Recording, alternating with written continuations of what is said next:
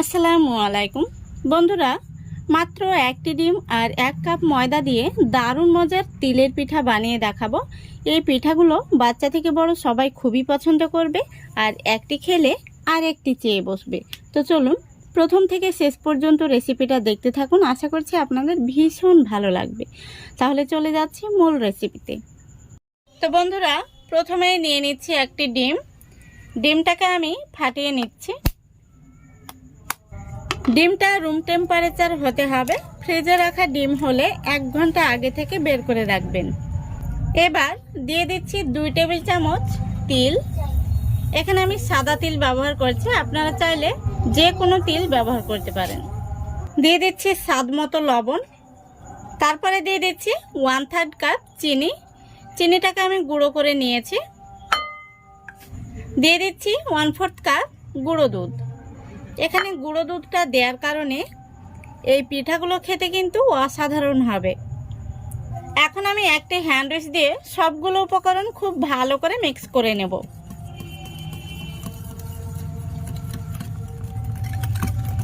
খুব ভালো করে মিক্স করে নিতে হবে। লক্ষ্য রাখতে হবে মিশ্রণটির মধ্যে যেন কোনো রকম দলা পেকে না থাকে।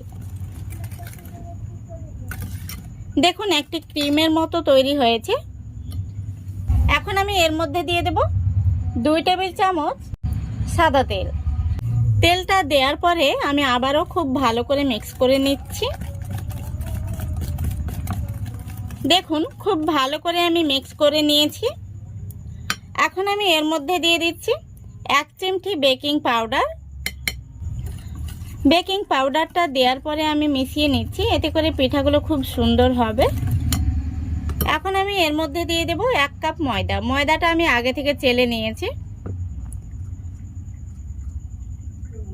তো পুরোটা ময়দা আমি একসঙ্গে দিলাম না, কিছুটা ময়দা আমি রেখে দিয়েছি। দেখা যাক কতটা পরিমাণে ময়দাটা লাগে। আমাদের এই পিঠার ব্যাটারটা কিন্তু একটু নরম নরম তৈরি হবে। আমি আরও কিছুটা ময়দা রেখেছিলাম, সেই ময়দাটাকেও দিয়ে দিচ্ছি। তারপরে আবারও আমি ময়দাটাকে মিশিয়ে নিচ্ছি। এখন আমি হ্যান্ড উইচটা তুলে নিচ্ছি। এবার আমি হাত দিয়ে খুব ভালো করে ময়দাটাকে মেখে নেব। দেখুন ময়দাটাকে আমি খুব সুন্দর করে মেখে নিয়েছি। এখন আমি হাতটা পরিষ্কার করে নেব, তারপরে পিঠাগুলো বানিয়ে নেব। তো বন্ধুরা, আমি হাতটা পরিষ্কার করে নিয়েছি, তারপরে হাতের মধ্যে শুকনো ময়দা মেখে নিয়েছি। আপনারা চাইলে হাতে সাদা তেল মেখে নিতে পারেন, তারপরে পিঠাগুলো বানিয়ে নেবেন। তো কিছুটা পরিমাণে আমি মিশ্রণটি নিয়ে নিয়েছি। তারপরে তালুর মধ্যে নিয়ে গোল করে নিচ্ছি। গোল করে নেওয়ার পরে আমি একটু এইভাবে লম্বা করে নেব। এই দেখুন, দেখতেই পাচ্ছেন আমি একটি পিঠা শেপ দিয়ে নিয়েছি। এখন আমি এইভাবে তৈরি করে নেব পিঠাগুলো। আমি আরও একটি পিঠা আপনাদের বানিয়ে দেখিয়ে দিচ্ছি। প্রথমত এইভাবে তালুর মধ্যে নিয়ে গোল করে নিতে হবে। গোল করে নেওয়ার পরে একটু এইভাবে লম্বা করে নিতে হবে। এই দেখুন। তো দেখুন বন্ধুরা, আমি সবগুলো পিঠা বানিয়ে নিয়েছি। এখন আমি পিঠাগুলোকে ভেজে নেব। তো বন্ধুরা, এদিকে দেখুন পিঠাগুলো ভাজার জন্য আমি গ্যাসটা অন করে আগে থেকে তেল গরম হতে বসিয়েছি।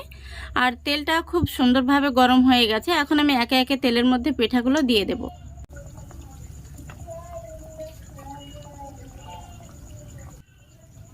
গ্যাসের ফ্লেমটা আমি লো আর মিডিয়ামের মাঝামাঝিতে রেখেছি।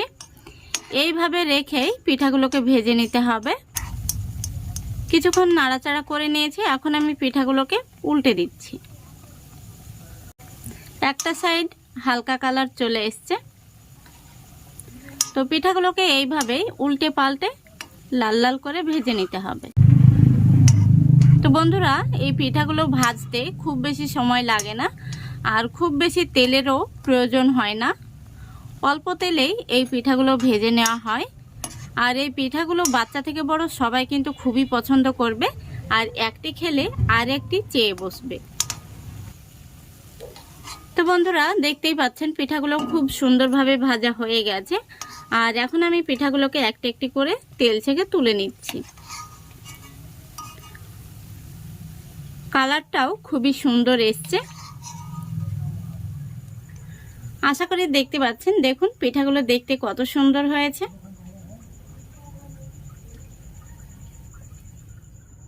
তো বন্ধুরা, একইভাবে আমি সবগুলো পিঠা ভেজে নিয়েছি। দেখতেই পাচ্ছেন পিঠাগুলো দেখতে কত সুন্দর হয়েছে। তো এই তিলের পিঠাগুলো বাচ্চারা কিন্তু ভীষণ পছন্দ করবে। শুধু বাচ্চারাই নয়, বড়রাও খুবই পছন্দ করবে। একটি খেলে আর একটি চাইবে। বাচ্চাদের টিফিনেও কিন্তু আপনারা ঝটপট বানিয়ে দিতে পারবেন, অথবা অতিথি আপ্যায়নেও এই পিঠাগুলো আপনারা বানিয়ে নিতে পারবেন। একটি পিঠা আমি আপনাদের ভেঙেও দেখিয়ে দিচ্ছি ভেতরটা কেমন হয়েছে। এই দেখুন, উপর থেকে হালকা ক্রিস্পি আর ভেতরটা সফট।